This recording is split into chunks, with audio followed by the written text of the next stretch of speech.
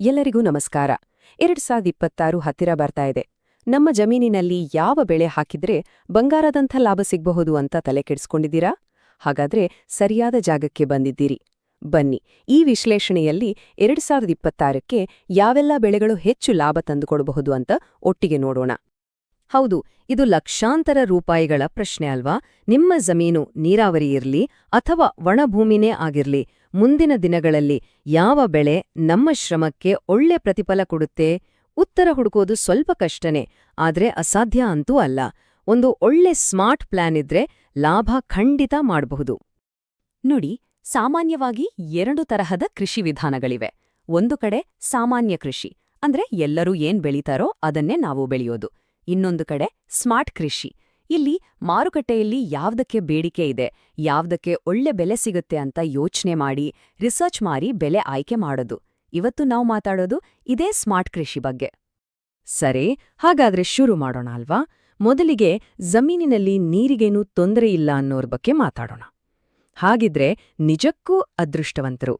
ಯಾಕಂದ್ರೆ ನೀರಾವರಿ ಜಮೀನಿನಲ್ಲಿ ಬೆಳೆಯೋ ಕೆಲವು ಬೆಳೆಗಳು ಅಕ್ಷರಶಃ ಬಂಗಾರವನ್ನೇ ತಂದುಕೊಡಬಲ್ಲವು. ಯಾವುವು ಆ ಬೆಳೆಗಳು ಅಂತ ನೋಡೋಣ ಬನ್ನಿ. ನಮ್ಮ ಲಿಸ್ಟ್ನಲ್ಲಿ ಮೊದಲನೇ ಸ್ಥಾನದಲ್ಲಿರೋದು ಬೇರೆ ಯಾವುದೂ ಅಲ್ಲ, ನಮ್ಮ ಕರ್ನಾಟಕದ ಹೆಮ್ಮೆಯ ಪ್ರೀಮಿಯಂ ಬೆಳೆ ಅಡಿಕೆ. ದೀರ್ಘಾವಧಿಯಲ್ಲಿ ಒಂದು ಸ್ಥಿರವಾದ ಆದಾಯ ಬೇಕು ಅನ್ನೋರ್ಗೆ ಇದಕ್ಕಿಂತ ಒಳ್ಳೆ ಆಯ್ಕೆ ಸಿಗೋಕೆ ಸಾಧ್ಯನೇ ಇಲ್ಲ. ಅಡಿಕೆಯ ವಿಶೇಷತೆ ಏನ್ಗೊತ್ತಾ? ಅದರ ಲಾಂಗ್ ಟರ್ಮ್ ಆದಾಯ. ಸರಿ, ಗಿಡ ಹಾಕಿ 5-6 ವರ್ಷ ಕಾಯ್ಬೇಕು ನಿಜ. ಆದರೆ ಒಮ್ಮೆ ಆದಾಯ ಶುರುವಾದ್ರೆ ಮುಂದಿನ ದಶಕಗಳ ಕಾಲ ಆದಾಯದ ಚಿಂತೆಯೇ ಇರಲ್ಲ. ಅಷ್ಟೇ ಅಲ್ಲ, ನಮ್ಮ ಅಡಿಕೆಗೆ ವಿದೇಶಗಳಲ್ಲೂ ಸಖತ್ ಡಿಮ್ಯಾಂಡ್ ಇರೋದ್ರಿಂದ ಮಾರುಕಟ್ಟೆ ಬಗ್ಗೆ ಹೆಚ್ಚು ತಲೆ ಕೆಡಿಸ್ಕೊಳ್ಬೇಕಾಗಿಲ್ಲ. ಈಗ ಬರೋಣ ನಮ್ಮ ಕೃಷಿ ಲೋಕದ ಆಲ್ರೌಂಡರ್ ಕಡೆಗೆ, ಅದುವೇ ತೆಂಗು. ಇದನ್ನ ಸುಮ್ನೆ ಕಲ್ಪವೃಕ್ಷ ಅಂತ ಕರೆಯಲ್ಲ. ಯಾಕಂದ್ರೆ ಇದು ಒಂದಲ್ಲ ಎರಡು ಅಲ್ಲ, ಹಲವಾರು ರೀತಿಯಲ್ಲಿ ವರ್ಷಪೂರ್ತಿ ಆದಾಯ ತಂದ್ಕೊಡುತ್ತೆ. ತೆಂಗಿನ ಮ್ಯಾಜಿಕ್ ಇರೋದೇ ಇಲ್ಲಿ ನೋಡಿ.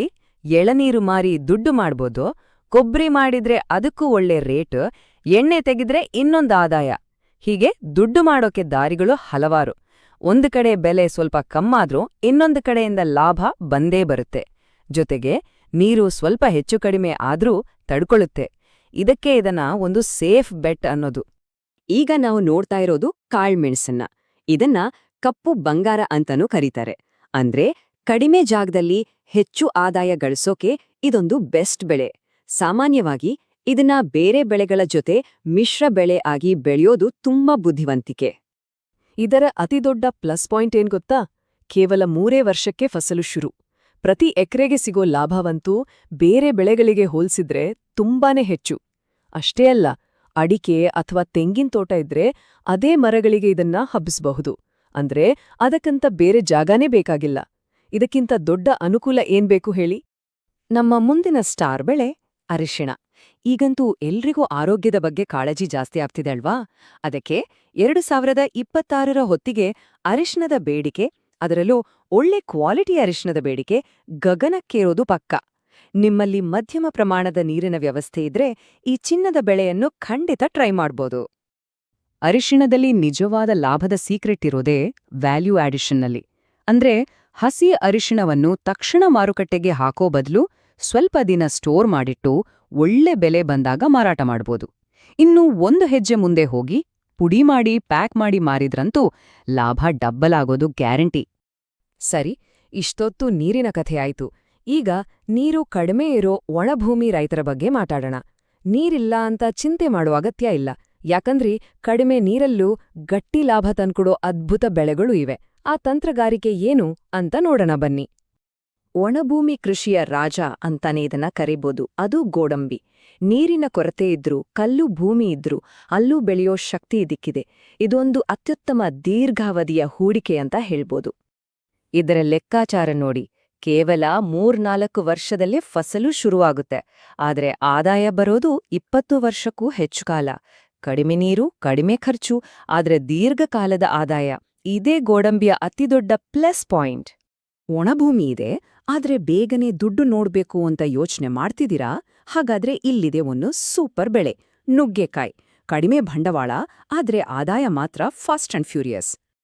ನಂಬೋಕೆ ಕಷ್ಟ ಆಗಬಹುದು, ಆದರೆ ಗಿಡ ನೆಟ್ಟ ಕೇವಲ 6ರಿಂದ 8 ದಿನಗಳಿಗೆ ಇಳುವರಿ ಶುರು. ಸಿಟಿಗಳಲ್ಲಿ ನುಗ್ಗೆಕಾಯಿಗೆ ಯಾವಾಗ್ಲೂ ಒಳ್ಳೆ ಡಿಮಾಂಡ್ ಇರೋದ್ರಿಂದ ಮಾರುಕಟ್ಟೆಯ ಚಿಂತೆನೂ ಕಡಿಮೆ. ಬೇಗ ಆದಾಯ ಬೇಕು ಅನ್ನೋರಿಗೆ ಇದಕ್ಕಿಂತ ಒಳ್ಳೆ ಆಯ್ಕೆ ಇನ್ನೊಂದಿಲ್ಲ.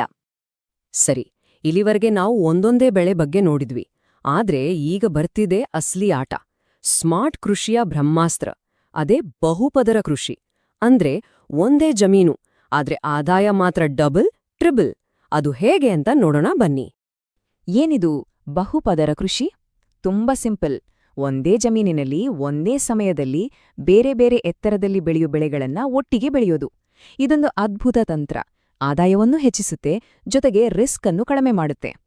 ಒಂದು ಉದಾಹರಣೆ ನೋಡಿದ್ರೆ ನಿಮ್ಗೆ ಪೂರ್ತಿ ಕ್ಲಿಯರ್ ಆಗುತ್ತೆ. ಒಂದು ತೆಂಗಿನ ತೋಟ ಇದೆ ಅಂತ ಅಂದ್ಕೊಳ್ಳಿ. ಎತ್ತರದಲ್ಲಿ ತೆಂಗಿನಿಂದ ಮೊದಲ ಆದಾಯ ಬಂತು.